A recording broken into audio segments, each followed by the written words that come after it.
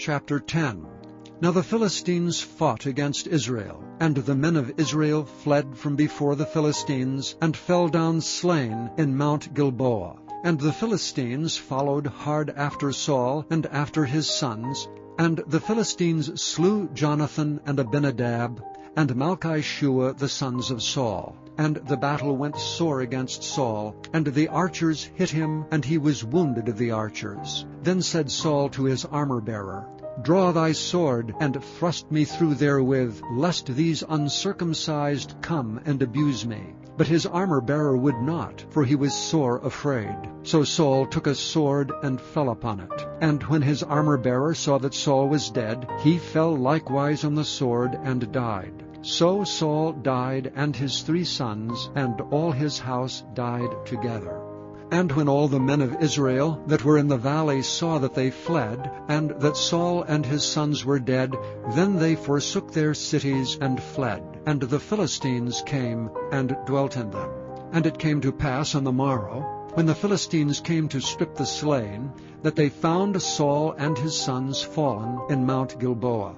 And when they had stripped him, they took his head and his armor, and sent into the land of the Philistines round about, to carry tidings unto their idols and to the people. And they put his armor in the house of their gods, and fastened his head in the temple of Dagon.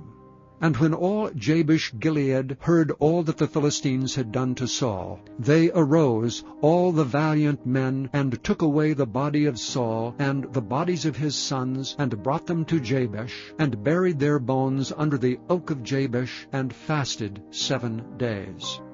So Saul died for his transgression, which he committed against the Lord, even against the word of the Lord, which he kept not, and also for asking counsel of one that had a familiar spirit to inquire of it, and inquired not of the Lord. Therefore he slew him, and turned the kingdom unto David, the son of Jesse.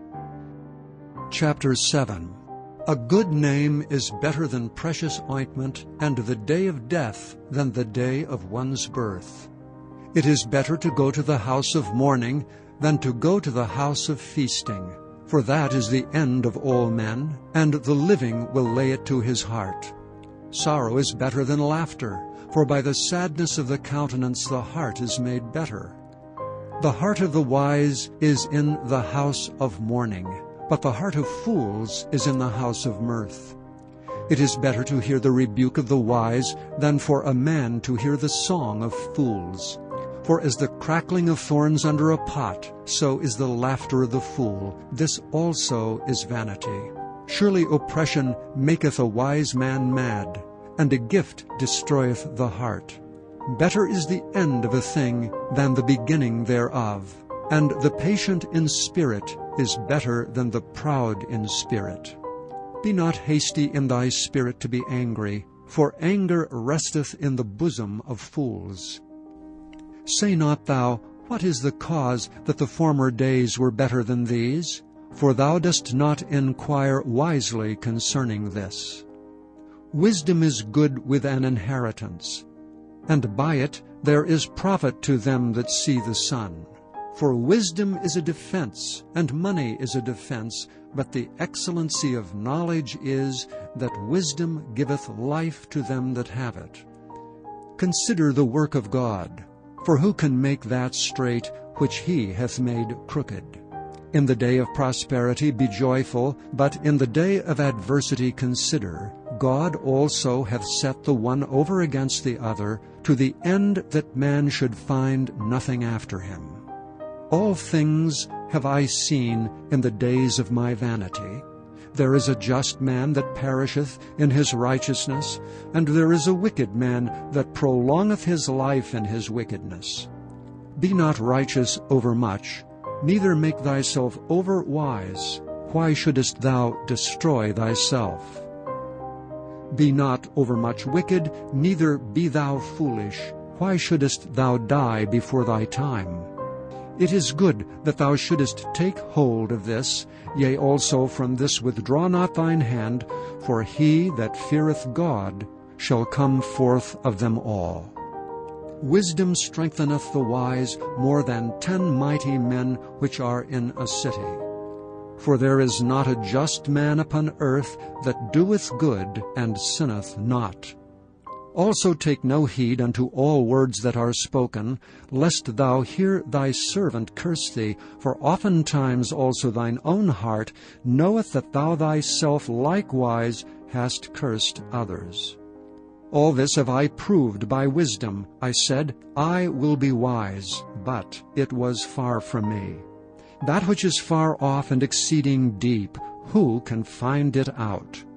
I applied mine heart to know and to search and to seek out wisdom, and the reason of things, and to know the wickedness of folly, even of foolishness and madness. And I find more bitter than death the woman whose heart is snares and nets, and her hands as bands. Whoso pleaseth God shall escape from her, but the sinner shall be taken by her. Behold, this have I found, saith the preacher, counting one by one to find out the account, which yet my soul seeketh, but I find not. One man among 1,000 have I found, but a woman among all these have I not found. Lo, this only have I found, that God hath made man upright, but they have sought out many inventions. Psalm 27, a psalm of David. The Lord is my light and my salvation. Whom shall I fear? The Lord is the strength of my life. Of whom shall I be afraid? When the wicked, even mine enemies and my foes, came upon me to eat up my flesh, they stumbled and fell. Though an host should encamp against me, my heart shall not fear. Though war should rise against me, in this will I be confident. One thing have I desired of the Lord, that will I seek after, that I may dwell in the house of the Lord all the days of my life, to behold the beauty of the Lord, and to inquire in his temple. For in the time of trouble he shall hide me in his pavilion. In the secret of his tabernacle shall he hide me. He shall set me up upon a rock. And now shall mine head be lifted up above mine enemies round about me. Therefore will I offer in his tabernacle sacrifices of joy. I will sing, yea, I will sing praises unto the Lord. Hear, O Lord, when I cry with my voice. Have mercy also upon me, and answer me. When thou saidst, Seek ye my face, my heart said unto thee, Thy face, Lord, will I seek. Hide not thy face far from me. Put not thy servant away in anger. Thou hast been my help. Leave me not, neither forsake me, O God of my salvation. When my father and my mother forsake me, then the Lord will take me up. Teach me thy way, O Lord, and lead me in a plain path because of mine enemies. Deliver me not over unto the will of mine enemies, for false witnesses are risen up against me, and such as breathe out cruelty. I had fainted unless I had believed to see the goodness of the Lord in the land of the living. Wait on the Lord. Be of good courage, and he shall strengthen thine heart. Wait, I say, on the Lord.